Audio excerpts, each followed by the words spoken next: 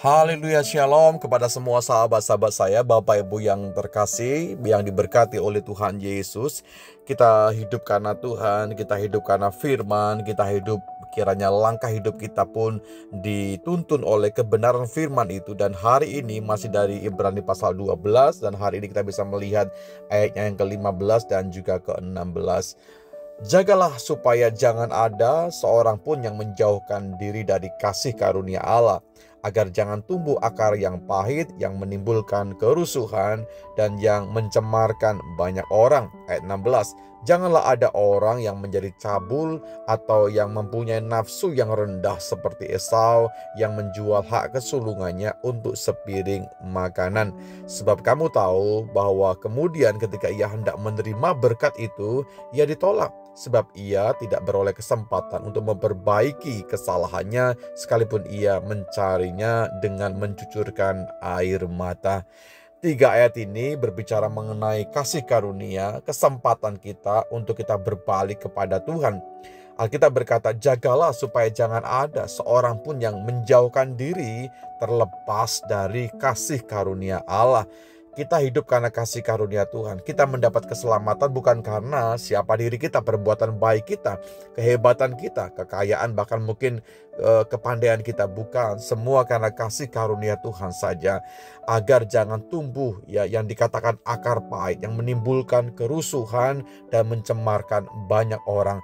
Ada hari-hari ini orang yang mungkin ya saya katakan hidupnya terkungkung dalam masa-masa kepahitan, hidupnya terkungkung dengan kesakit hatian, dan dia tidak bisa menjaga hatinya, berdamai dengan hatinya, berdamai dengan orang di sekitarnya, sehingga yang timbul hanyalah pertengkaran, kerusuhan yang akan mencemarkan sebuah hubungan. Saudaraku, ini tahun yang baru, mari kita bersama-sama melihat kalau toh ada sesuatu yang tidak baik dalam diri kita, mari kita mau keluarkan, kita mau buang jauh-jauh daripada kehidupan kita. Karena kemarin saya berbicara, berusahalah untuk hidup damai dengan semua orang. Mari kita bisa menerima orang, baik itu kelebihan juga kekurangannya. Saya tahu bahwa tidak semua orang mungkin sependapat dengan kita dan juga menyenangkan akan hati kita. Ada banyak orang juga mungkin membuat kita kesal, membuat kita jengkel, membuat kita marah dan emosi.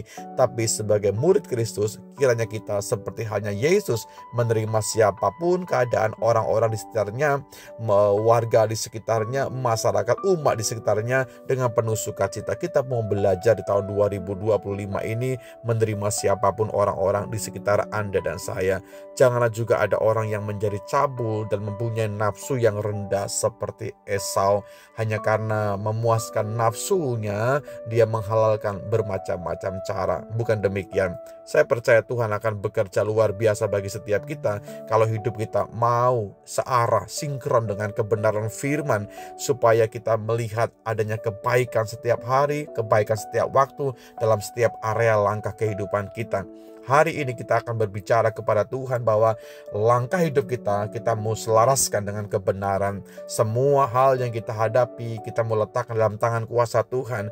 Kira menjaga hati kita sebaik mungkin. Kiranya setiap hal yang kita mau planningkan ke depan adalah hal-hal yang semuanya selaras dengan kebenaran firman Tuhan.